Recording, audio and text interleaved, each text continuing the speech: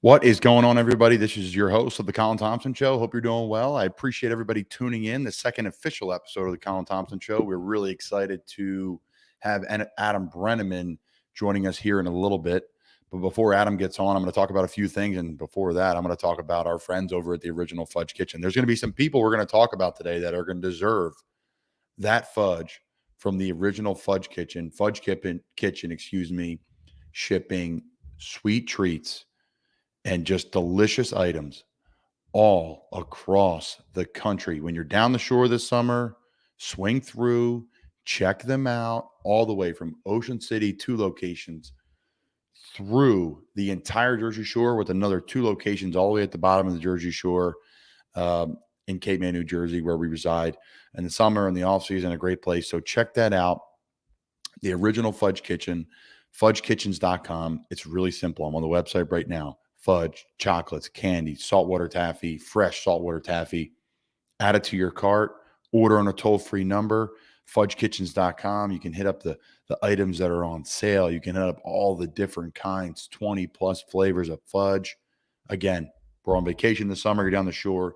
Swing through and support our friends over at the Original Fudge Kitchen, shipping fudge and sweet treats across the country. So thank you last week to Teak, who joined our show, a friend of the show, a nutritionist, former nutritionist for the New York Giants, and really worked his way up through the rankings of college football as a nutritionist and really the professional environment. And then worked his way over to the New York Giants, where we ran into each other before I had emergency appendectomy and got cut my rookie year. It was fantastic working with Teak. Tons of knowledge. And he came on last week, guys, and really just talked about his journey, his travel, why he left professional sports, why he loved professional sports, his unbelievable Twitter, the following, his kind of barbaric and fun approach to nutrition, which I really enjoyed, something to really check out. So check out our last week episode. Also, Matt Lombardo joined us to talk all about the NFL, a great NFL reporter, insider, college football, talked NIL. We're going to talk a little bit about that with Adam Breneman today. Had a stud college career at Penn State and UMass. And then coaching, and then off the field media and podcasting. He's got his hand in a little bit of everything. Another great social media follow. Again, I appreciate everybody joining us. Thank to the official sponsor of Not For Long Media, the Original Fudge Kitchen. Before I talk about some things that are on my mind this week, and then we'll go to Adam. Guys, we have some new podcasts coming here that I'm really excited about on Not For Long Media. You guys already know about Breaking Bats. I'm wearing the hat right now. You can buy this hat on our website, notforlongmedia.com. You can buy our Not For Long Media apparel on there as well. So Breaking Bats with Brian O'Grady, just covering everything that you need to know about about pro baseball. I'm sure they're going to talk a little college baseball as things go in the World Series, College World Series, and the regionals just finished up this weekend, and I believe they're finishing up today on Monday. So Breaking Bats, ton of great stuff on there. We're adding a few others. 2 major stars from the Philadelphia radio business will be joining us, which we're really excited about. We're going to get into them maybe next week and break that news. So that's exciting. And then we have an episode called Brought to Light with Mario Abreu. It's going to be about military, first responders, law enforcement, raising awareness, raising funds. And Mario's going to be bringing to light a few different things when it comes to the military world in that capacity. We did our episode 0 the other day. I really think it's going to be a podcast that you really enjoy. So our podcast family is expanding here. By the end of summer, we'll have 4 or 5 podcasts here, Not For Long Media, including the Colin Thompson Show. So lots of fun stuff there. So there's a few things that I saw this weekend, and instead of the fudged up moment of the week brought to you by the Original Fudge Kitchen, I'm thinking about these are people we should be sending fudge to. Like, these are people that are doing the right thing, and we're going to send out some boxes of fudge, not literally, but figuratively, because we care about these people and we like the decisions that they're making. We'll send them a box. So first off, shout out to Gator Football. This is from Zach Albalverdi, a friend of mine I've done radio with down in Gainesville when I was visiting my wife, now girlfriend at the time, in Florida. I would swing through while I was training there and hanging out with her and watching her play lacrosse. I'd swing through and get a 20, 30-minute radio hit with the local radio down there. And Zach was always very kind, and all of the Gator radio people were kind, and all the people in Gainesville were always great to me. And I'm very thankful for my time there. It was tough in the beginning leaving Florida, but I worked through it. And we'll talk about Adam. We'll talk to Adam about transferring too and the struggles with that. But so go to Zach's Twitter, and I'm scrolling through, and I see what's up with Gator football. There's a bunch of NIL talk. There's a lot of things going on in the world right now about good, bad, and different. Well, this is one thing that NIL is good for. This is what it was for. This was the original purpose of it. Obviously, it's outgrown itself. I think we knew it was going to outgrow itself, but we just want to be honest with ourselves about it. So Zach Alberverdi tweets, Billy Napier has started a new Gator football tradition. Billy Napier, for those that don't know, was at ULL last year, Louisiana Lafayette. He was the head coach. He took the Gator job when Dan Mullen was relieved of his duties. Through Gator Made, Men's Warehouse measured the entire team for custom suits on Thursday. This wasn't a one-time thing either. There's a reason we're doing this. Someone in the operations department for the Gator football program brings up, so I'm going to read this. The Gator Man program, launched by head coach Billy Napier in January, is a holistic, player-focused, and purpose-driven initiative that develops the football players during their time at UF and beyond. Through the Gator Made program, Men's Warehouse visited the facility Thursday and measured all 121 players on the football team for 2 custom tailored suits. And this wasn't a one-time thing either.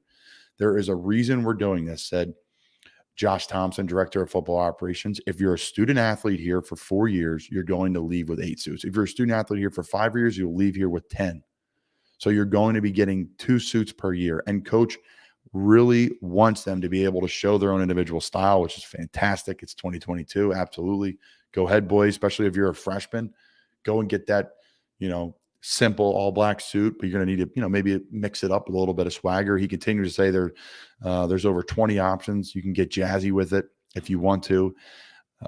It is a custom as custom gets. There's lining, stitching, names inside everything. So again, this is on Gators Online. Zach Alberverdi, awesome interview here about Gator Made provides entire UF team with custom suits from Men's Warehouse. So this was the purpose of NIL, right? Things like this, where you can come in, betterment of the players, betterment of the staff, help the players prepare, do the little things like Coach Rule made us.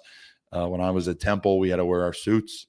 We decided as a team too as well to wear our suits to games. If we lost, we had to wear our suits back. If we won, we didn't have to wear our suits back. And it made you think ahead a little bit. That's just more than football.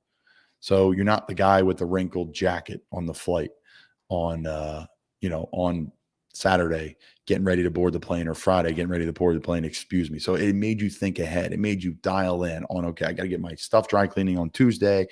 You got to do the process it takes to be a normal person in business for a big meeting you have coming up the weekend. So I do think it teaches those things. The problem was Jeremy Scott and our department believed in so much neck strengthening exercises that no one could button their top button by the beginning of the season and the end of the season. So that was a problem in itself. And that's an issue with Jeremy, who we had on the podcast before. So we're sending a box of fudge to the Gator football program and Zach for an awesome article, and really just a cool thing Florida football is doing. I love that. It's a fun way to say, hey, listen, guys, we're going to dress up and wear suits to games, because most guys roll their eyes now and they're like, I don't want to wear a suit. It's not 1996.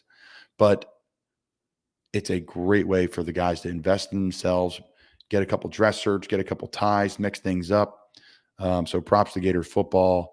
Great article, Zach, and great job on Billy Napier and Men's Warehouse. I'm sure they worked out a little deal with that one. So I digress. Okay, someone that we're the fudged up moment of the week for me, and we really haven't talked about this on here lately. And that's the Arizona Coyotes. And again, we talked to Adam about this too. He coached at Arizona State. He's lived in Arizona, and everyone knows I'm a huge hockey fan on here. And the Arizona Coyotes, under a new deal, the Coyotes will play the next 3 seasons at Arizona State University's new multi-purpose arena. And they'll have an option for the 25-26 campaign there as well. Long-term venue isn't ready. If a long-term venue, isn't ready by then. So 5,000 seats pretty much. And this is off CBS Sports. This is not breaking news. This happened a month or 2 ago, 2 months ago, whatever it was. 5,000 seat stadium for an NHL franchise on a college campus. So the fudge up moment of the week obviously is on the Arizona Coyotes, but we're going to send them a box of fudge too, because there's some awesome news out of that, situation. So this is from Front Office Sports. You guys know I love them. Tempe City Council has voted to open negotiations for the Arizona Coyotes' $2 billion arena and entertainment district. 3.4 million square feet, privately funded, 16,000 seat arena, retail, restaurant, sports book, hotels, apartment, offices. The city meeting lasted 8 hours, again, from Front Office Sports. So we'll send them a box of fudge. They've rebounded for being the fudged up group of the week, and that's the Arizona Coyotes. There's a lot to digest here, right? Because the Coyotes have had some success. They rebranded themselves from Phoenix to Arizona's team. They've had some high-end players. They've had some really good cup runs in the last, let's just say runs, but they've had some good moments in the last couple of decades of some good teams and some star players like a Kachuk and a Roenick and a Shane Doan, a Darcy Kemper. They've had some good players. They've had some good teams, not stud teams, but good teams and competitive in the NHL, excuse me. But the issue is you're in a warm market. Oh, that's not going to work. Well, it can work because it worked in Tampa. It's working in Florida. It's working in Nashville, right? It's working in the South. Hockey is working in the South. Those are Tampa and Nashville have great fan bases. You could say safe to say the Florida fan base is hopefully getting a little bit better after a nice, President's Trophy winning team this year. So, again, fudge up moment of the week's on the Arizona Coyotes for playing in a 5,000 seat stadium. And then also we're going to send them a box of fudge from Fudge Kitchen, the original Fudge Kitchen, shipping fudge and sweet treats across the country because, hey, they're building a stadium. At least the conversation's being had. They were so far out near the football stadium, and I believe Glendale, but that's not near the exciting parts, the popping college scene that is such a thing in Arizona.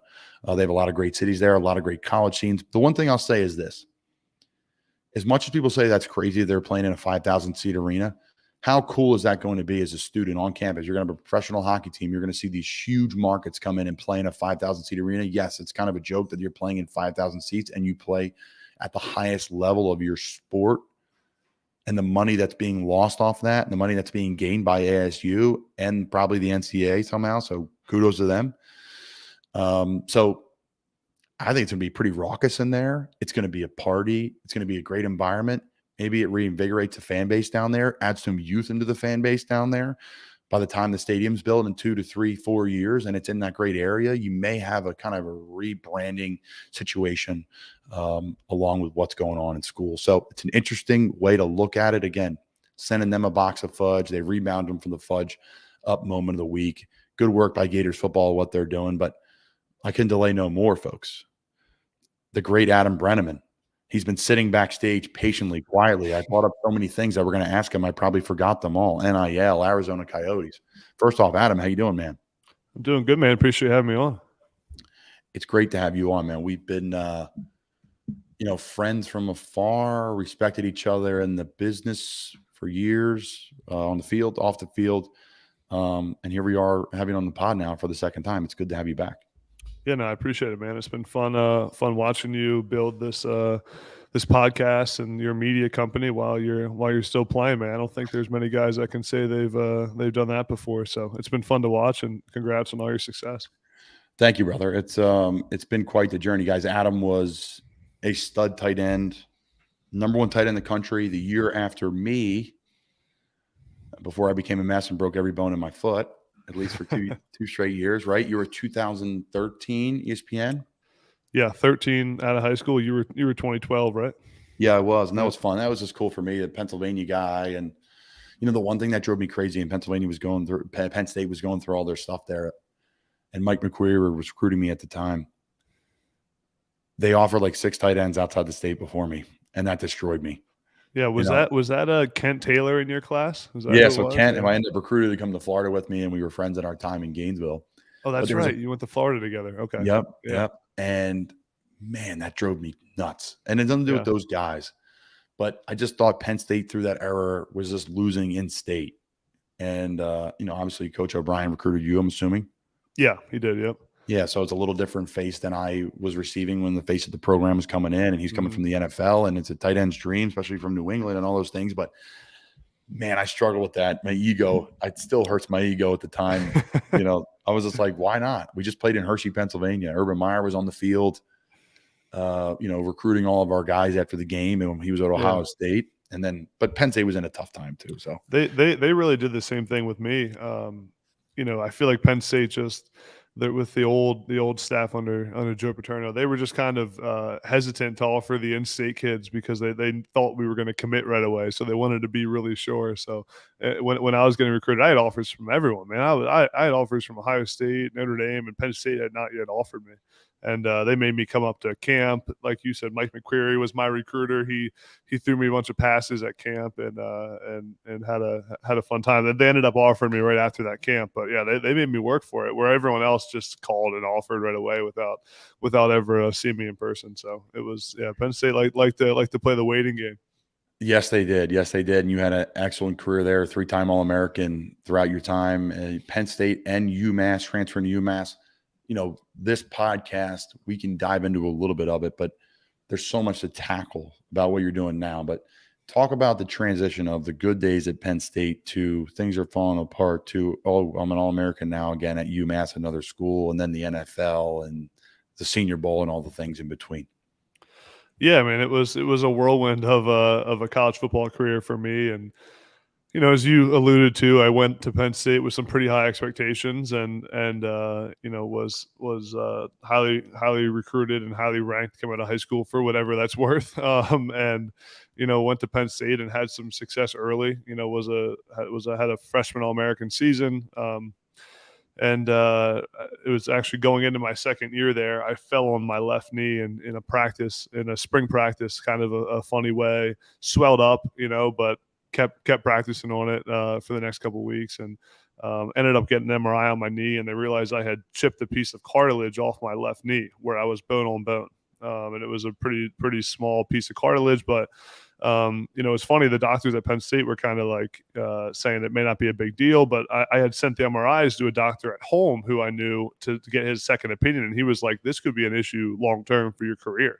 Like this isn't a good issue in your knee." Long story short, ended up needing a surgery, missed 2 seasons in a row at Penn State, and that's when I ended up kind of deciding if I was gonna, I kind of briefly retired from football. I stopped playing for a few months. I left Penn State, got my degree, and then transferred to UMass. Left Penn State not really knowing what I was going to do, and then ended up going to UMass as a grad transfer, and had 2 really good years at UMass. Was an All-American 2 years in a row, led the country in receiving 2 years in a row at tight end. Caught a million passes. Didn't win a lot of games, but caught a lot of passes. And that's always fun. I was the opposite. Right? My last 2 years at Temple, we won a lot of games, and I caught like 8 passes. So yeah. Yeah. No, it's I think I would have rather had the winning, but no, it was, thought I was going to get drafted, and but my knee that originally I hurt at Penn State with the cartilage damage was slowly deteriorating. By my final year at UMass, I was getting Toradol injections before every game, and this is all just falling on the ground.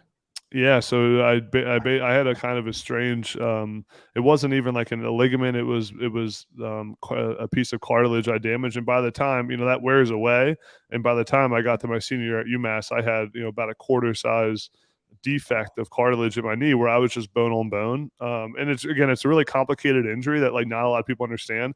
The closest thing when I explain to people what happened to my knee, same injury Greg Oden had when he got drafted to the NBA and never was able to play.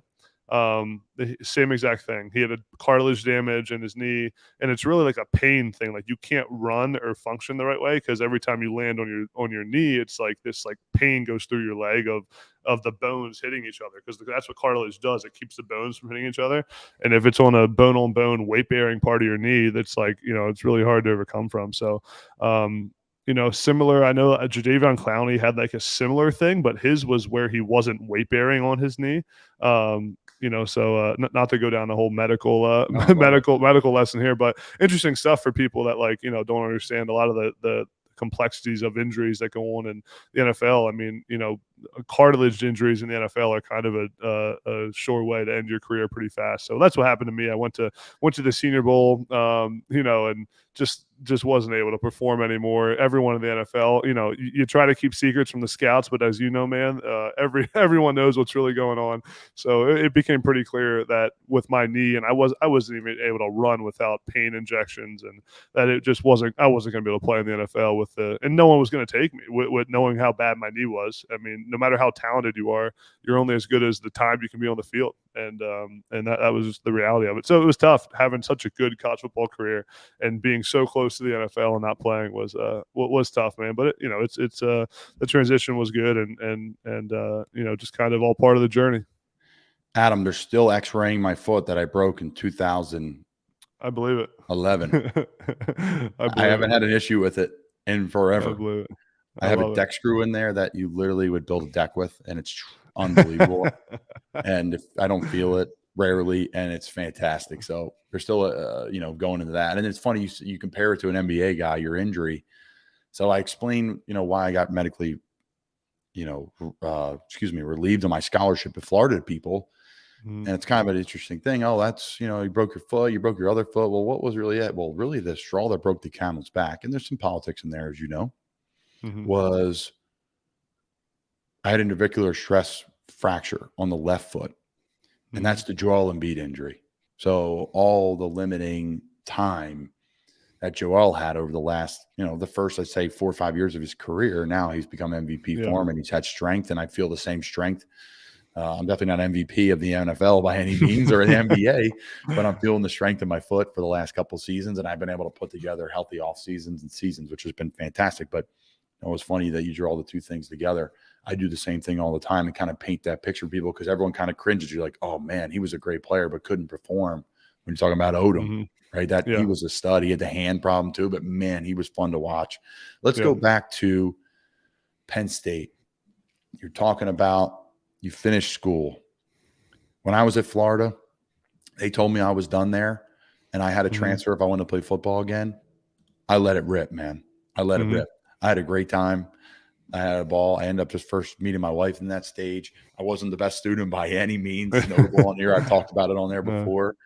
And then I went on to Temple and ended up graduating in 3.5 years, and everything ended up being just, okay. But there was bumps along the way there.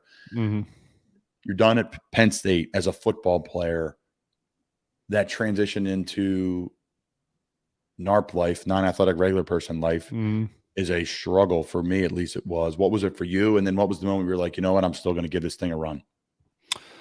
Yeah, it was. So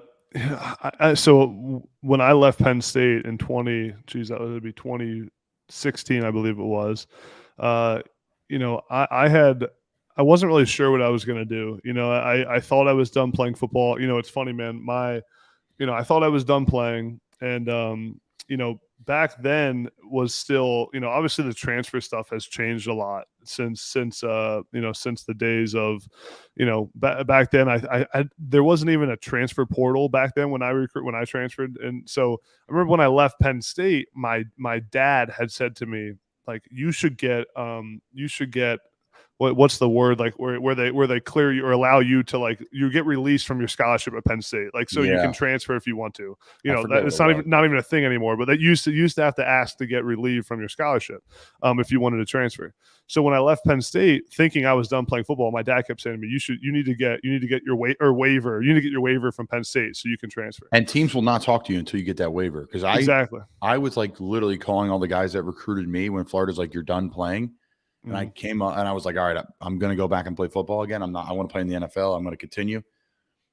I was calling coaches like, we cannot talk to you until you clear that waiver. Yeah. I'm like, I'm transferring. It's over. Here's the paperwork. They're like, nope, you need the waiver. So that paints a picture of what Adam's talking about. Exactly. Yeah. So my dad was saying you should get your waiver from Penn State. And I was like, I'm not playing football anymore. Like, I don't need my waiver from Penn State. Like, I'm not going to transfer. And my dad kept saying, like, you may want to, like, give another shot in 6 months. Like, you're going to want to have that waiver.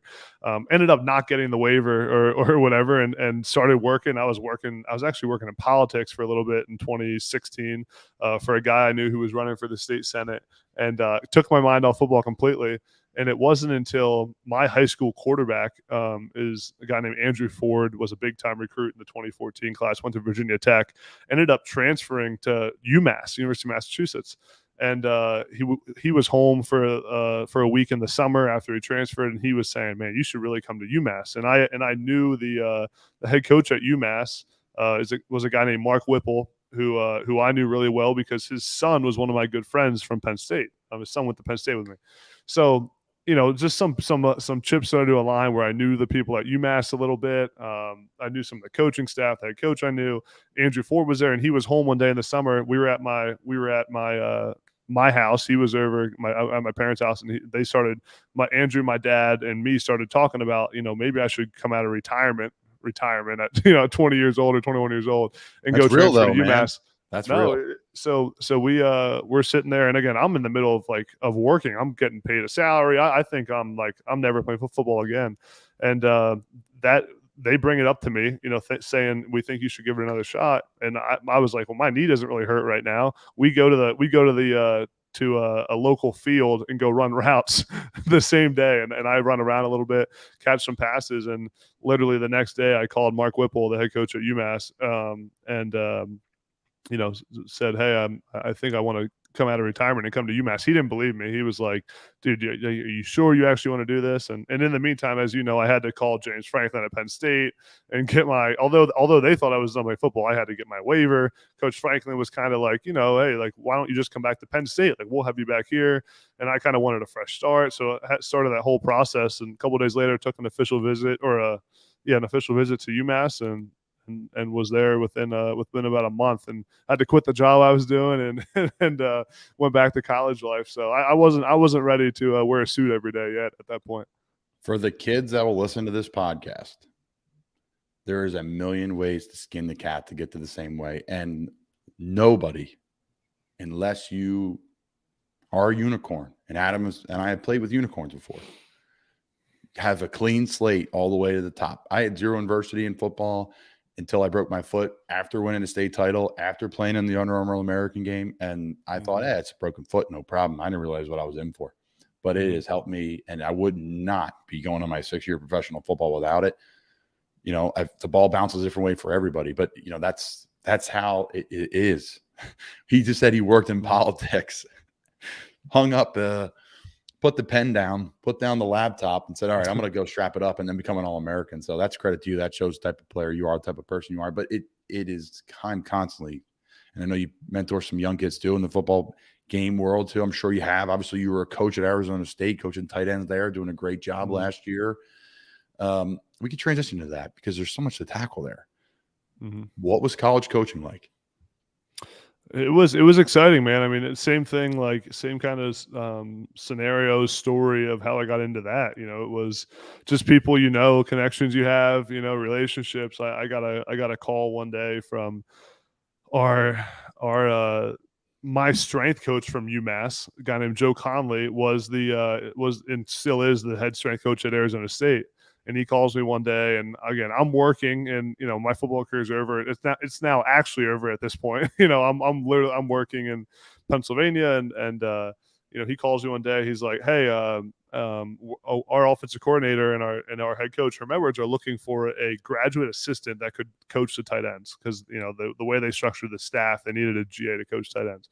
He's like, they've interviewed a couple of people, don't like anyone. Would you want to talk to our OC and the head coach about it? And I had known Herm Edwards a little bit because he coached me in the Under Armour game, as you just mentioned. He was the head coach in the Under Armour game. So he was my head coach too. Yeah, so I said, why not? Never really thought I was going to coach, but I said, why not? Interviewed with the OC over the phone and offered me the position the next day, and I was just said, I'm 24 years old. Now's the time to do stuff like this. So I went out to ASU and ended up getting promoted to tight ends coach within 10 months of being there, which was super exciting. I was 25 and the tight ends coach at ASU, and was the youngest Power 5 position coach in the country. It was sick. I mean, it was an awesome experience. I mean, to be around some legends. Yeah, Marvin Lewis was on staff at ASU. Herm Edwards, obviously, just a really cool staff to be a part of. And it was cool. It was a different experience. It was just having to remember all the stuff that goes into being a college coach, recruiting your own roster now with the transfer portal, coaching, and making sure that you're detailed in every part of what you're doing as a coach, just because, especially being a young guy, is, you gotta earn the players' respect. And if they don't think you know what you're talking about, if you lose their confidence, you got no chance, especially being a young guy who was 25. And, we had our senior tight end was 23 years old, 22, 23 years old. So it's there's a different relationship there, and it's a positive and a negative. So it, again, just learned a lot, and I enjoyed it. I mean, Arizona is a great place, as you know. Arizona State's a great university, and kind of in a hotbed of, like, if they can figure it out, has a chance to be, really good. It's a place you should be able to recruit to. I mean, what young kid doesn't want to come to Tempe, Arizona, Scottsdale, Arizona for college? So I had a great time, learned a lot. And it'll always be something I look back on and feel like I learned a lot and got a lot of good life lessons out of, and grew a lot during that time. You were sitting in the background while I was rambling on about the NHL, like I do every week as the viewership goes down, but I don't care. I love the NHL. I love talking about it. Can a hockey team make it in Tempe? Yeah, there's been a lot of talk about that around here. So my one of my good buddies out here is a big hockey guy. So I'm not really a big hockey fan, but I've now, like, started to hear about it a lot.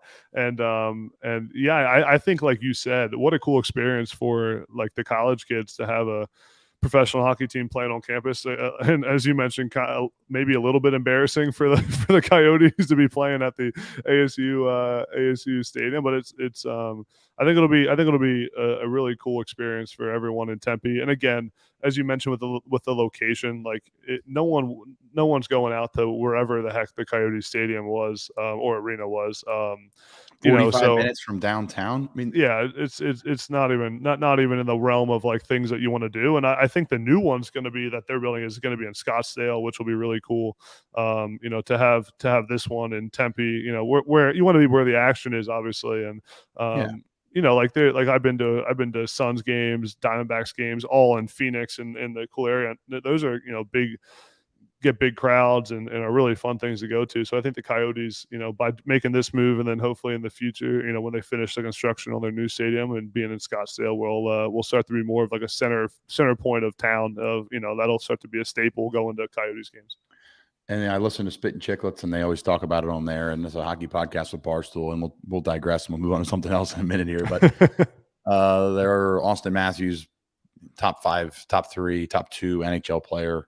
Plays for the Toronto Maple Leafs, huge brand. He's up for a contract. He was born and raised in Arizona, so it's going to be interesting timing. How that all works out. Funny Austin Matthews story. I mean, not that funny, but for one of my first days out here in Arizona, I went out with a bunch of guys. We go to walk into some bar in Old Town Scottsdale, and sitting there is Austin Matthews, and, like, they're all, like, everyone's, like, freaking out that it's Austin Matthews. And of course me, like, I had no idea who he was.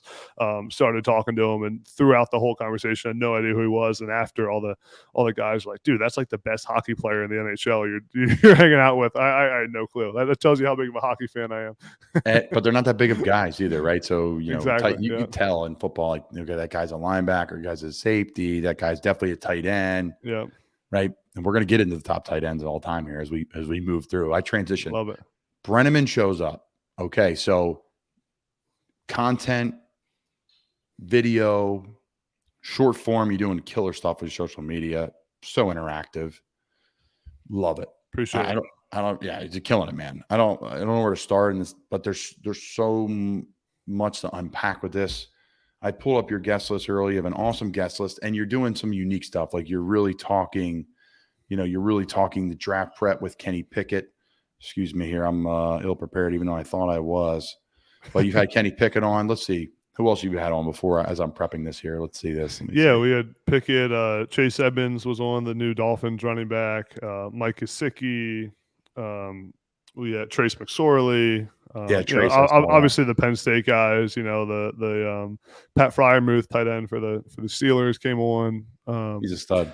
Yeah, it's been fun. I actually just filmed an episode with Jared Goff in Detroit, so that's going to come out in a few days here. So you're flying to these locations 9 times out of 10. It looks like. It depends. So I normally try to, if I'm going to be in a location, prior, obviously from a call standpoint, try to, like Mike Gesicki, he was actually in Scottsdale. A bunch of those guys came out here, and we did a golf weekend. We went golfing with some of the Penn State guys. So got to filmed that one in Scottsdale. I mean, I got to do one with Amani Oriarie, the star DB for the Lions. I happened to be in Fort Lauderdale when he was there, so we got to film one. But for some of them, like with Kenny Pickett, I had to, I made my planned a trip back east, around doing the Kenny Pickett interview. So Yeah. for me, it's really I viewed it kind of as an investment and growing kind of my personal brand and my following. It's something that I wish I did more. It's sweet that you're doing it now when you're playing. Like I wish that I posted and built and produced content more when I was playing,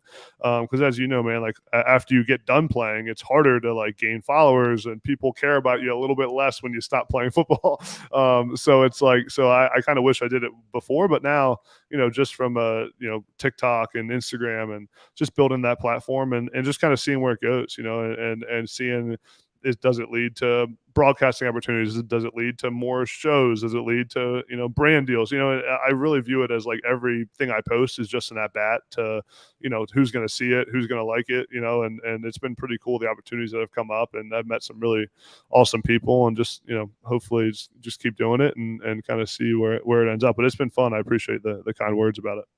It's a fantastic show, and you're just keeping the doors open, right? I think that's what I'm doing. What if you're a young person in this profession is doing to some extent, either putting money in your pocket and or all the above, right? It's a business opportunity. It's an at bat. I've had a lot of at bats, but it's only been probably 8 years of them, 7 years of them, right? That's not what it, in my opinion, it's taken me a long time.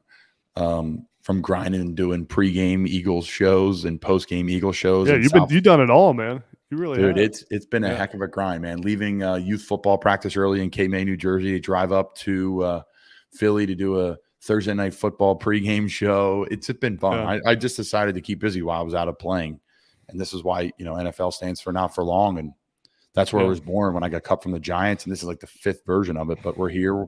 We're having fun with it. Now it's the Colin Thompson show under Not For Long Media. So it's been fun. It's been a grind, and we have a great team that's, props me up, that allows me to do it, and they do a great job. And it's, win-win for everybody. Like you're saying, you're like, hey man, I'm in South Florida. You can plan your vacation now. You're going home to see mom and dad. Boom. Right. Hey, Kenny Pickett. What are you doing? Yeah. I think that's always cool, man. So exactly. Yeah. Breneman shows up. I love what you're doing, guys. Check it out. You talk about a lot of different things. So the one thing you're talking about on social media is like college football players you like. You'll put some film up on your personal social media of the different routes guys are running. And here's a receiver to watch. Here's a tight end to watch. Here's an offensive lineman I like. Here's a guy that flashes. Here's a guy that plays tough. Here's the guy that's got great accuracy, whatever it may be. I think you're doing a really cool, that's such cool stuff. I'm going to start stealing some of your stuff because that's what we do in this business. It's no, really cool. you should. Well, I mean, and I think too, the stuff that you're doing has been cool to watch, because I feel like, with just your brand as well, like it's grown, from the media stuff you do, it's way bigger than what it would be if you were just a, not to downplay your end, but just a guy that switched teams a bunch in your NFL career, and a guy, it's much bigger than it would be without it. So I think it's really cool to see you grow that thing as well. And it's, like I said, with the at bat thing, like I just really believe, and I think that we're seeing more and more athletes and professional college players like realize it, but it's all about where's attention on social media, like who has the attention, and that's where a lot of good things go to. That's where opportunities go, with who has attention on social media. The original that the guy that actually gave me the idea to start doing this content type stuff was really Jordan Palmer. I don't know if you've seen Jordan Palmer stuff. Yeah, does a nice job. We try to get him on the show. So if you know him, tell him to open up his DMs and respond back to me. I will do that. I'll do that. Yeah, I don't know him super well, but I know of him. We've talked a little bit, but not super close. But yeah, I mean, just seeing his content, I was like, man, this guy's built his, and he's got a whole business around it now with quarterback training. Quarterbacks. He's not even really doing media stuff. He's just producing content, and now there's like 200,000 TikTok followers, and has really built a brand for himself through that. So yeah, it's exciting stuff, man. It's a really cool business, and athletes now are controlling their voice now than ever. Have you listened to the Bussin' with the Boys with JJ Redick yet? Not with JJ Redick. I need to. I've watched a bunch of their stuff. Is it a good one?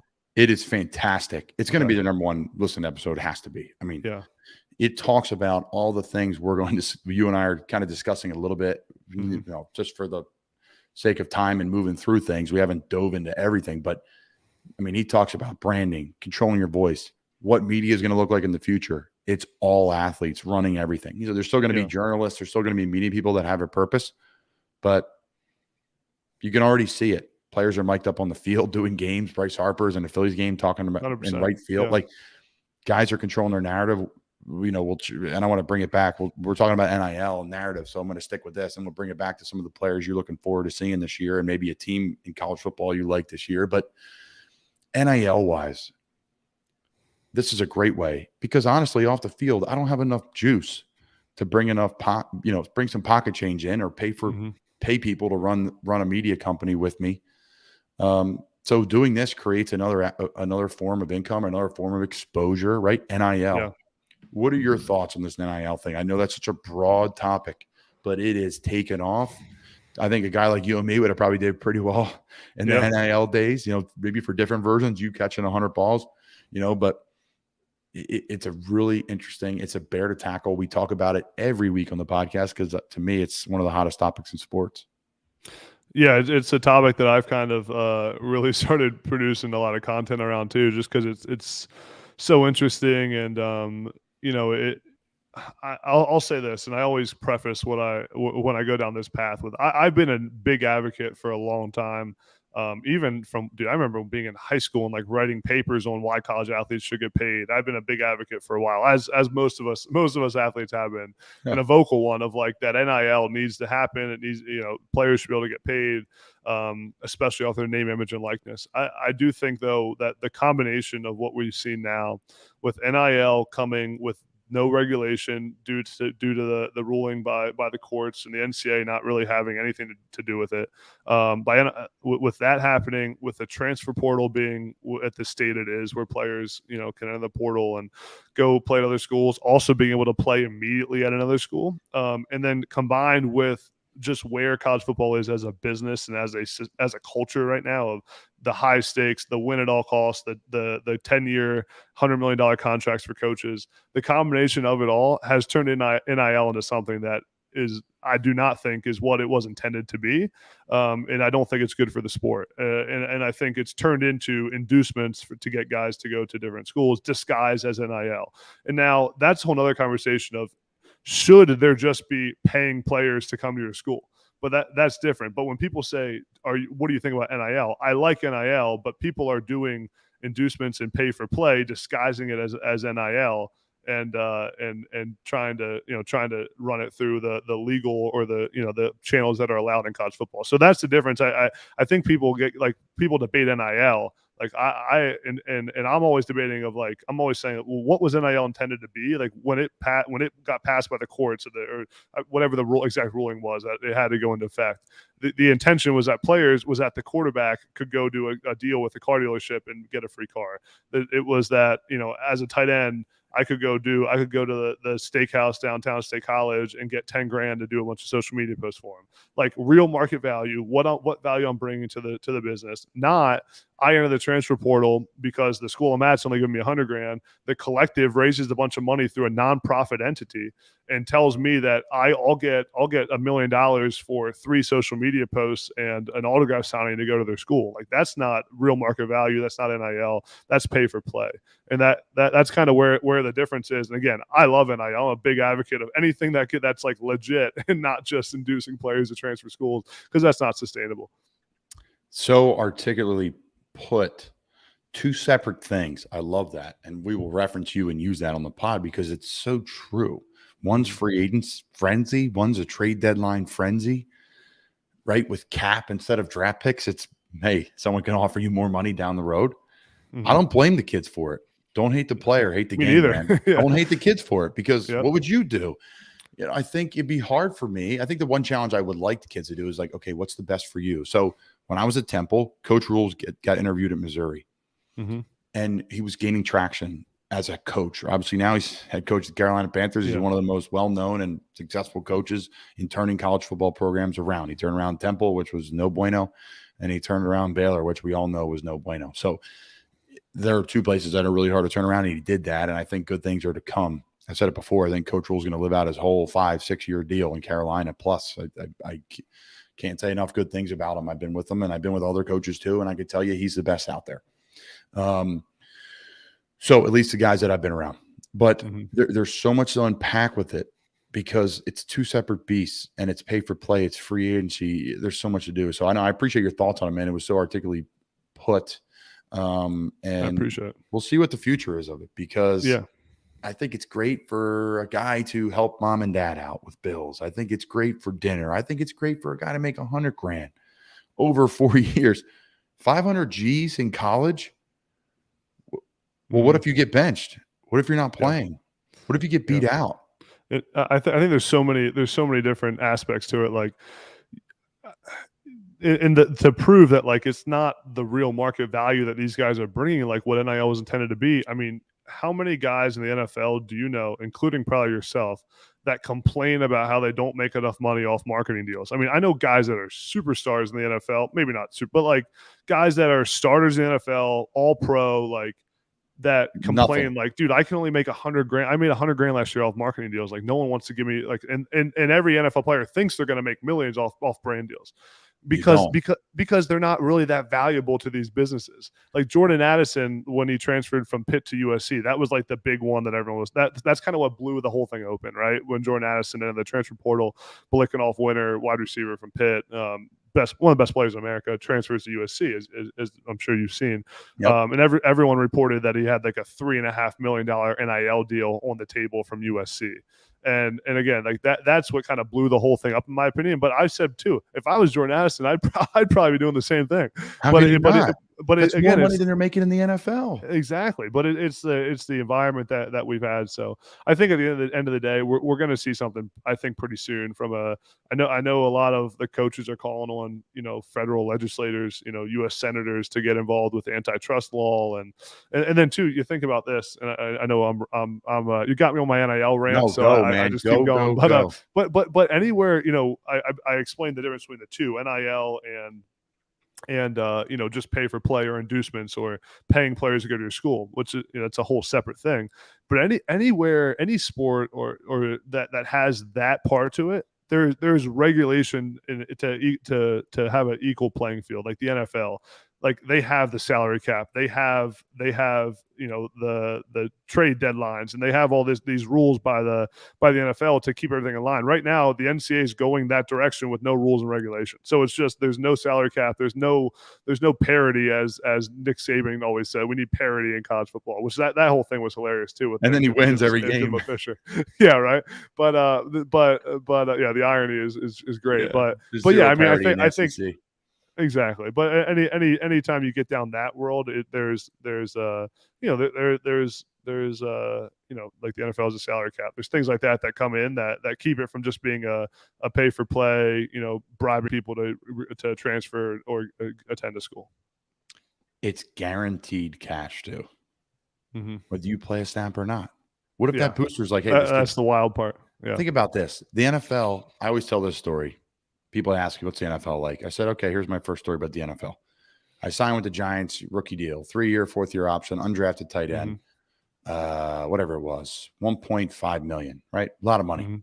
Baseball players get every dime. Basketball players every dime. I made $4,500 out of that, which I probably paid for in gas bills from New York to Doylestown, between the Giants and Cape May.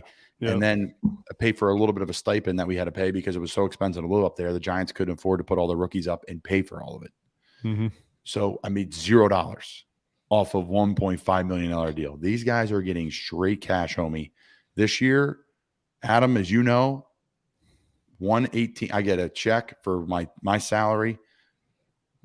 It's broken up into 18 pieces. I play every week on that active roster. I get that money. The minute I stop playing on that active roster, the money stops. If I play week 1, I make 1/18th, and that's it. Of whatever the deal is. It's public, right? It's just veteran minimum. It's nothing, anything. Right? It's beautiful. I have the best job in the world. I'm not complaining, but I'm saying that's the world. That is the difference we're in now. That these guys can make this money. Is everybody making that money? No, but the percentage is going up. The opportunity is going up. I think there's a hot flash situation where the businesses are like splashing the pan. I got to get involved in this. I got to get involved in this. I mean, we worked out and we're close to some deals with college athletes ourselves to try to make things work. Right? Because why not? We're going to transfer. We're going to roll over to another subject about athletes here in a second. I appreciate Adam Brennan joining us. This whole broadcast is brought to you by our friends over the Original Fudge Kitchen. You can get anywhere in the Jersey Shore, any of those major shore points, from Ocean City to Cape May, and they ship across the country. So, Adam, you touch on players, you touch on teams in college football and in the NFL. Mm-hmm. You talk a lot about Miami, your boy Mikey G, Jersey Shore's finest. You're talking a lot about Tua, that team there. You've talked a little bit about Penn State, Ohio State, Michigan, different teams you like. Is there a player in college football that you're looking forward to watching this year? A team you're looking forward to watching this year? Boy, picking one, you're challenging me here. Listen, yeah. You can do whatever you want, man. This is your show. This is your forum. No, I appreciate it, man. I did a video on this a couple weeks ago. I think Oregon's got a chance to be really good this year. I love Dan Lanning. Even after losing Mario. Yeah, I think so. That's kind of why. So I didn't want to give you like an easy one. That's always. I wanted to go a little wild card on you. I think Bo Nix is going to be really good. He's played a lot of football at Auburn. Kenny Dillingham's their offensive coordinator at Oregon, and he's been really good everywhere he's been. Like I said, Dan Lanning I think was a great hire. He's young. I think he's going to obviously has a great roster at Oregon, just with how they've recruited, how Mario's recruited, and I think they got a quarterback in Bo Nix that's played a lot. And it's funny when I posted a video about Oregon and mentioned Bo Nix, all the Auburn fans were like, "Well, you didn't watch him play like an Auburn fan did the last 3 years." He's they were like, "He's been terrible." But I really don't. It's a team sport, folks. It's a team sport, right? Who are they playing? Who are they playing? Exactly. So I think it's going to be. I think Oregon's got a chance. They got a good one early in the season. Oregon, Georgia. So Dan Lanning is going to be going against his his former school where he was the defensive coordinator. Boy. So that'll be telling. But I think they got a chance to be good. I mean, from a player standpoint, there's a lot of guys. I've done a lot of videos on different guys. I mean, I think the main one I'm excited to see, just from an intrigue standpoint, is Will Levis at Kentucky. I'm happy you brought him up, man. I wanted to ask you about him. If you didn't mention him, I was gonna make you say it. So I'm sorry. His name again, and then. Yeah, Will Levis, a quarterback at the University of Kentucky. He transferred from Penn State, never played at Penn State really. Maybe got a couple snaps, but never started at Penn State. And he's such a polarizing figure. Like, I just saw a mock draft had him at number 1 overall in the 2023 draft, or 2023 draft. And then some people think he's terrible. So it's like you got it. There's a fine line. What I do know is I know him a little bit personally, so this may be a little bit of a biased take, but I mean I don't know him that well. But he's a Penn State guy, so just know him through that realm. But he's a huge guy, like 6'4". It looks like a tight end when you look at him. Super strong arm, and he's a freak athlete. So the combination of those three, being massive, being a freak athlete, and having a strong arm, I know someone's going to draft him high in the draft just from those things to begin with. And he played pretty well at Kentucky. I mean, they were throwing that thing around, and he had a pretty good season last year. So I'm excited to watch him. I think Sean Clifford has a good year at Penn State. I mean, I've had Sean on my show. So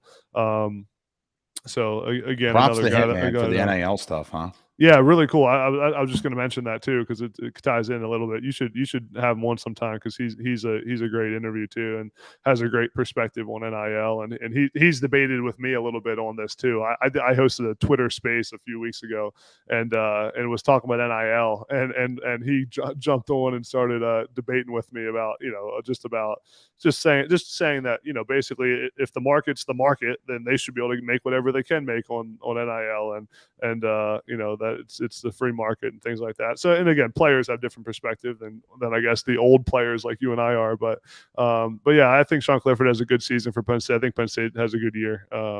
Which they need under James Franklin. Now that he's got his big contract, and I think Clifford has a good final 17th year of college football here for him. 17 years for Clifford. Yeah. Just like Adam Breneman. Yeah, right. It's good stuff in Happy Valley. I know they have a ton of studs. I know James is ready to get some wins there. And shout out to Pat Kraft, because Pat Kraft's a new AD at Penn State here, starting pretty soon. And Pat was Adam, your school's going to be in good hands, man. He's a great man. What was he at Temple? He was at Temple through our big run there. Hired some good coaches, to follow Coach Rule and Jeff Collins. Mm-hmm.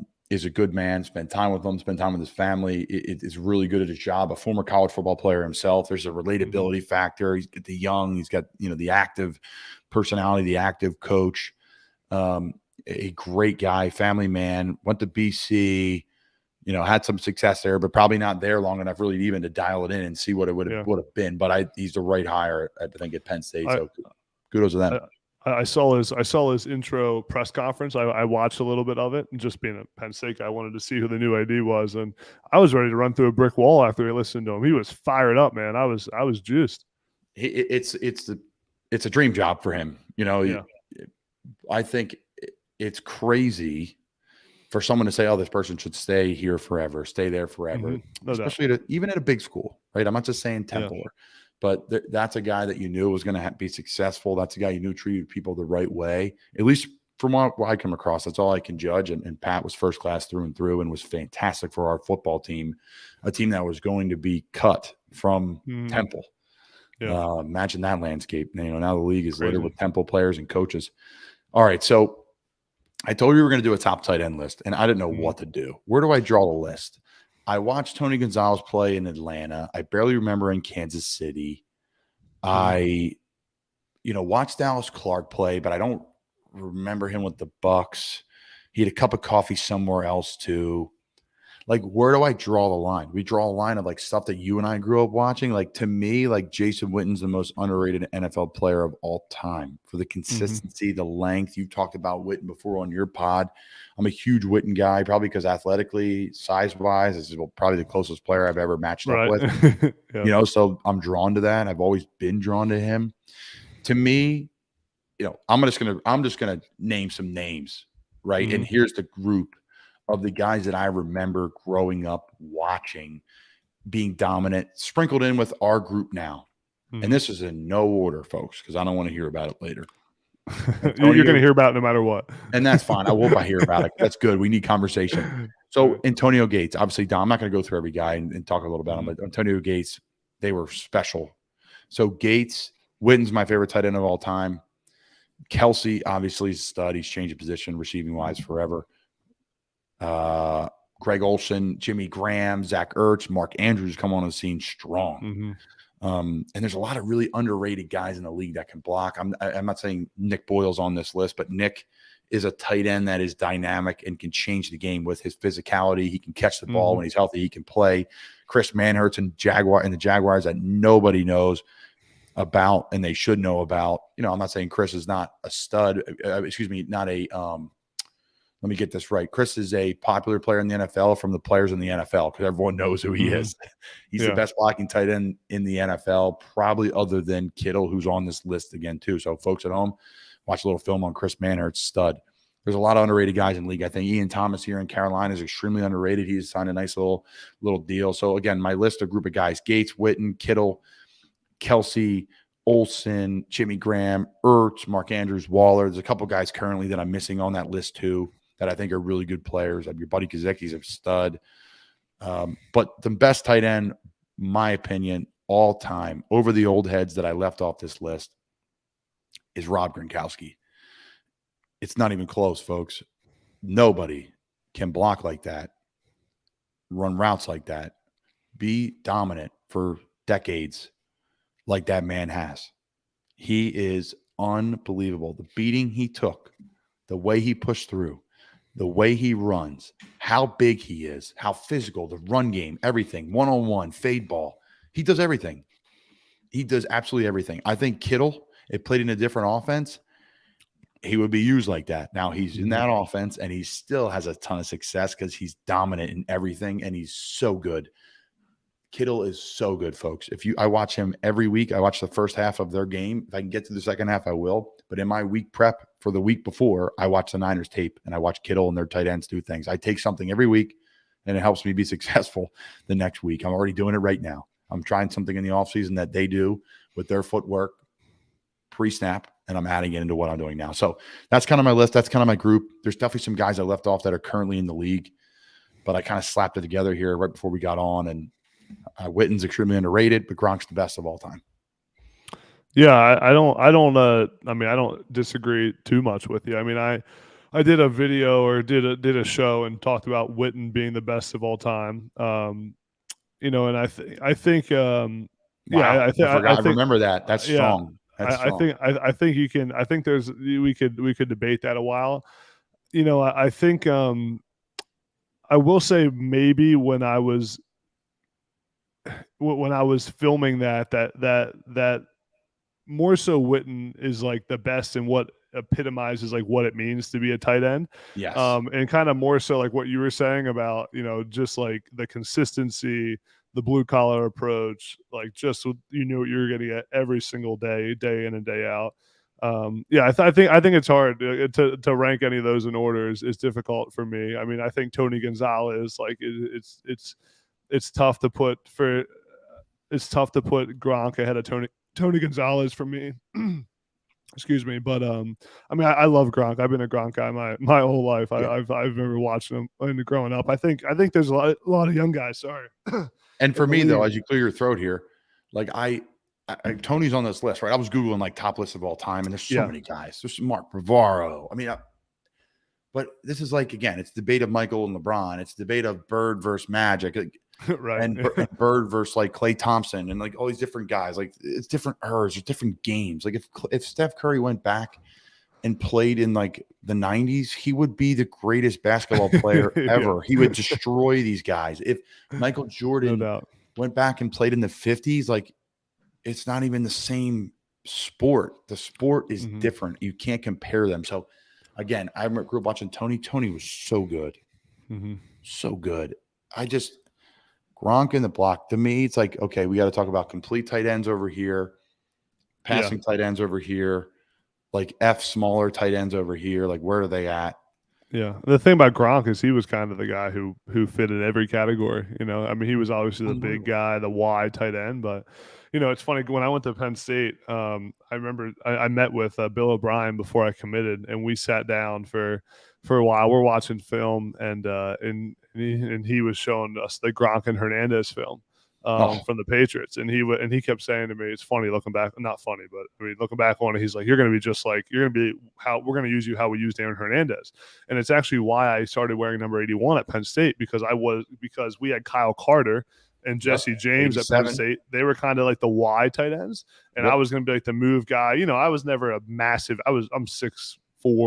I was like 230 at the time, so I was kind of like the move tight end. Jesse James is like 6'7", 265. He's tall. But yeah, it was kind of getting into like the different categories and all that. And then you mentioned too, like some of the young guys in the league. I think there's so many young tight ends right now. Like there's so many good young tight ends in the league. I mean, I really think that Pat Fryermuth has a chance to be really good. I mean, he had a good rookie season, and I think he's going to be. I think in 10 years we'll be talking about him like as in the consistency level of just like a guy, and being in Pittsburgh is like perfect for him. I think it's a great system for him. I love Zach Ertz. Been a Zach Ertz guy forever. I got to give a shout out to Brent Selleck. He was like the Mr. Consistent from the Eagles. Baby. I loved Brent. That was my guy in high school. Brent Selleck, number 87 for the Eagles. I loved him. Yeah, Brent is a stud. Of course, being in Philly, I watched him too. Extremely underrated. Their room at one time, and could be one of the best rooms in NFL history, was Brent Selleck, Zach Ertz, and Trey Burton. And I played with Trey. Yeah. And Trey's a great player and got a big contract in Chicago and had a good year or two there and 3 and got hurt. And, he's just kind of been out of it. But that was a good room. That was a really good room. Yeah, so Tight End U will take place June 22nd to the 24th at Vanderbilt, Music City. More than 50 tight ends. This is per CBS Sports. 50 tight ends. George Kittle, Greg Olsen, and Kelsey are kind of fronting that. I'm just happy my guys. No, you think I got invited to that, buddy? I don't think they're inviting. I don't think they're inviting 3rd, 4th, 5th tight ends in the NFL to it. I am not going. I'm happy Ian Thomas is going. I'm happy Chris Manhertz is going. Another guy, should be going. I think is Dan Arnold, another stud in this league. Played in Arizona, long runner, track guy. He's actually texted me during the pod too. So shout out to Danny. But another great in-person interview we had on the pod here with Justin Ayers. So. Let's see what else I got for you. That's it, man. I appreciate it. There's so much more we can get into. I got to get you on more, get you more and more consistently, some great chatter and people that are watching live. I appreciate the comments, the text. People are loving the interview. So I'll say this, NFL-wise, a team and a player you're looking forward to watching this year, and it could be your buddy Mike Gesicki. I think, I'm sticking with the buddy train. I've been throwing out some homer picks on all the players. I think I think Hollywood Brown's going to have an unreal season with the Cardinals. I think he's going to be really good. I think Tua's going to have a good season. I did a video the other day, and I said I'm officially on the Trevor Lawrence for MVP train. I like what they did in Jacksonville, man. We talked about that with Matt Dude, Lombardo. I love it, man. I really, again, when you do that kind of those hot takes on TikTok, people think you're doing it to just get views, but I actually am on the Trevor Lawrence for MVP train. I love Doug Peterson. I believe, I think they're gonna have a great rebuild, and they did a great job getting some talent around him. So I think it'll be good. I did, like I said earlier, I talked to Jared Goff last week for a while. I had like an hour and a half conversation with him in Detroit, and I think they're going to turn the corner. He obviously played a lot better at the end of the season last year, and now they put some talent around him. Obviously drafted the Alabama receiver in the first round, so I think they're going to be decent. There's a lot of guys. Mike Gesicki, like you said, I think he's got franchise tag. He's going, obviously the big year for him, just for a lot of reasons, but especially financially. So, and he's got no state income tax there in Florida, so he's know. good. He's going to sign a massive deal, probably with another team, maybe Miami. I have no inside sources. You saw the David Njoku deal that kind of set the market on a different level. So I texted Mike when I saw that, and I said, I mean, when you sign this deal, I should just send me $100,000 and we'll call it even. Mike's just so bouncy, and he's just a guaranteed touchdown walking, and he's fun to watch, man. You can't replicate his stuff. That's he's such a freak. That's why I'm like, they're in another category. Put them, the unicorns, you can put them in another category, because they're just in the 1% of the 1%. I play with a few guys like that. One of them is Christian McCaffrey, where they're just on a different playing field than other guys. So. No doubt. Yeah, he's such a special talent. I mean, and it's funny. We talked about this when I had him on my podcast too. Like, is he a wide receiver or a tight end? Because most of his snaps, like 90%, are in the slot or out wide. So it's a big like a wide out. Exactly. That's exactly what we were getting at. But it's a crazy conversation, though, dude. Think about this. It really is. Yeah. So in fantasy football, I draft tight ends all the time. What's the difference? They still catch the same amount of balls. Everyone's like, "You're crazy, or you're a tight end guy." I'm like, "Well, I draft Kelsey and Kittle and Mike Gesicki." It's like drafting Devontae Adams and DJ Moore and whoever, right? Like it's the same. So pay them the same. I don't get it. And they do more. And the whole joke in the NFL is the more you do, the less you get paid. Right? Left tackles set left all day long. They get paid the most money. Tight ends, block, run, catch, this, the other thing. Especially a guy like Kittle. Now he made a ton of money. He was in California, though, so he's cutting a big he's got a big check. Yeah. So Gesicki will be good. Plus, he'll keep his place in Florida. So he'll keep the state income residency rolling when he signs somewhere else, or he signs in Miami. So good for him. Penn State tight ends deserve to get paid. Jesse got paid. Yeah. A couple of really good guys, Farmouth, like you said, in Pittsburgh. What a great landing spot for him, too. Yeah. Being out there. So Adam Breneman shows up. Check him out on social media. Great short form content, long form content, video, audio, you name it. Follow him. Adam, thanks for joining us, brother. Appreciate it, man. We'll have to do this again soon. Absolutely. Appreciate it. Welcome in Jack Connell into the scene. Jack is back. Literally, Jack in the back is back. How we doing, buddy? Doing good. I just want to make a side note. You're talking about tight ends in fantasy. I had George Kittle and Travis Kelce in my fantasy team this past season. That was the best team in the league. They're the only two players I remember in my team. I didn't win the league because I had like one really, you know how it is. Like you have one really bad week in the end of the season, it screws everything up. But I had like by far the best record in my league until the playoffs. So I'm all for Jack, man. Jack in the back. Guys, dialed in. Just like we're dialed in some Fudge Kitchen. The original Fudge Kitchen, fudgekitchens.com. Just ship somebody some fudge this summer, right? We talked about the fudged up moments of the week. We talked about people we're going to send some fudge to because they're doing the right things. Eating some fudge, it's the best way to celebrate. But we're going to talk a little NBA playoffs, which I have to talk about and check that box for Jack and the boys. Jack does a great job with all our highlights, posting that stuff on our social media. All right, Jack, what's going on with the NBA playoffs? Boston seals a game 1. Game 3's Wednesday night in Boston. It was a classic Golden State game 1. I mean, anybody who watches Golden State knows they just show up in the third quarter and go off. I mean, Steph, I think he had 21 points in the first quarter anyways. It was just really leading Golden State's way game one. And Boston had a phenomenal fourth quarter. Of course, Sixers legend Al Horford just has come back to life in Boston at 35, 36 years old. And it's helped pretty much create a big three between him, Brown, and Tatum to push Boston past Golden State for that game one. Golden State came back game two, swig and blew them out. I mean, Steph Curry, another phenomenal game. He had like 31 points and he didn't even play the fourth quarter. Jordan Poole, an insane half-court shot. I mean, that's just exactly what you're going to get with Golden State. I mean, you cannot count them out of any game. That was the third quarter again is when they blew up. It's the third quarter. Golden State is inevitable in any basketball experience. So Golden State is on a runaway train, but it could really go anyone's series. I mean, they always say it's not a series until someone steals a game on the road, which Boston has done. So now it's a question of, is Golden State able to take one back at TD to make it a 2-1 series? It's going to be interesting to see where things happen. I think it really could go either way. It really could. Boston is back in the finals, which is huge for the NBA, and it's huge for the city of Boston. I mean, that place is going to be crazy, right? People say Philadelphia fans are raucous. That place in Boston is going to be – the top's going to be blown off of that arena, TD Bank, I believe it is. I will be dialed in on that one, Jack.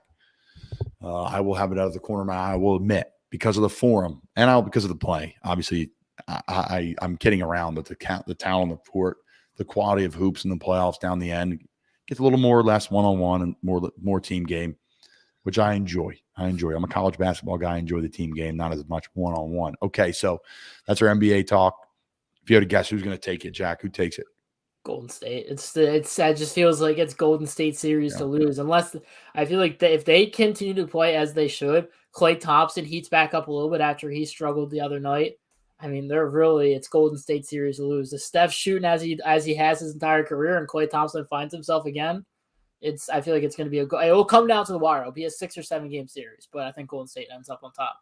Jack, are you playing hurt right now? What's up with your finger? Oh yeah, it's a little gruesome. I won't go too crazy into it. We were redoing our deck this weekend, and I was a little bit of an idiot with a flower box. I'm like hitting the back, and I was trying to get the dirt out of our garden, and it slipped, and the nail kind of went through. So we had to take a little trip. You got to bleep that out there. No, I'm kidding. Jack in the back. You're playing. Hey, listen, you're playing through it. No harm, no foul. Great work out of you. That would not be a foul in the NBA playoffs, but it would be a foul in the NBA regular season. Absolutely. James Harden be on the line going 20 for 20, and everyone would say how he got 45 points. I digress. Draymond the other night, did you see that highlight of Draymond? He literally looked like Mike Allstott. He was going to set screens. He was just putting his shoulder in like 3 Celtics defenders, pushing him back to give Steph open space. I mean, it technically wasn't a screen, but it was very football-esque in that one. You're talking about no fouls being Draymond called. played at Michigan State. I heard he was struggling a little bit, but I'm sure it's, if he gave some time and space, I'm sure he'd be a pretty good tight end in the NFL. He's a big old boy. He's a great player. He's an all-time great NBA player, I think, defensively, and he could still put it in the bucket too when he gets hot. So, yeah, I'm a big Draymond fan. I know something happened on Twitter the other day. I didn't even pay attention. What happened? Was it controversial from him? Did he do something? Oh, it wasn't even about. It was something about Steph Curry. He said Steph drew more double teams than KD ever did, and KD was just like, I drew more double teams, and then at the end of the day, we love each other. Like it wasn't very. This is why I'm out in the NBA. Come on, guys. And here's the thing: if it was the only show in town, sure, I watch. But come on, the NHL playoffs is going on. You think those guys are? Connor McDavid is a better player than McDavid. All these different. Come on, Jack. I'm a little bit disappointed in that series. I'm a bit disappointed how Edmonton's been playing. I had higher expectations. We transitioned to the NHL playoffs. I had Avs in 6, Tampa in 4. You had Tampa in 4. Who'd you have? Oilers in 6. So you had the Oil in 6.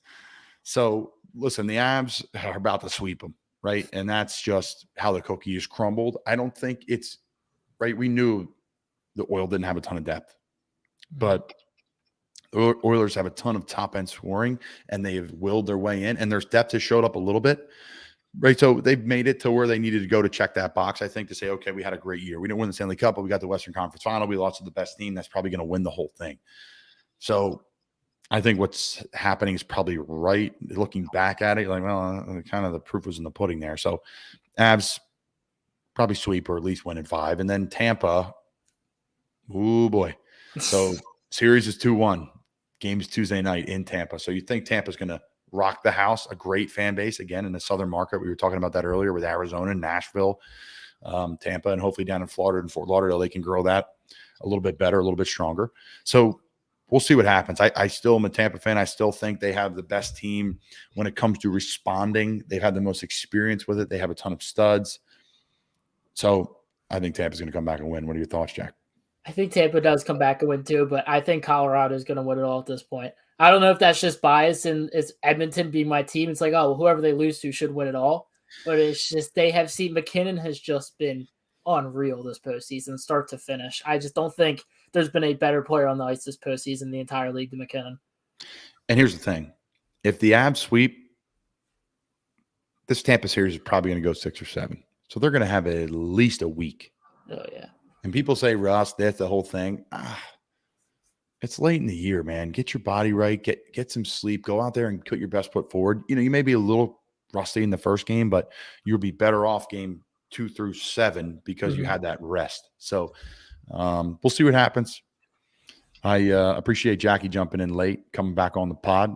Best producer in the game, setting this thing all up for me. And our whole team is fantastic and Not For Long Media, the Colin Thompson Show, Breaking Bats, Brought to Light. We've got a couple things coming. Like I said, by the end of summer, we're going to have 4 or 5 pods, which is really exciting for us here. And Jack, I appreciate you coming on, man. Adam Breneman was fantastic. I thought we were going to do 30 minutes with Adam. We did an hour with Adam. And he is, he's a star, in our little realm of media guys that are trying to make it in the young media world, in the world of sports and football. And follow Adam.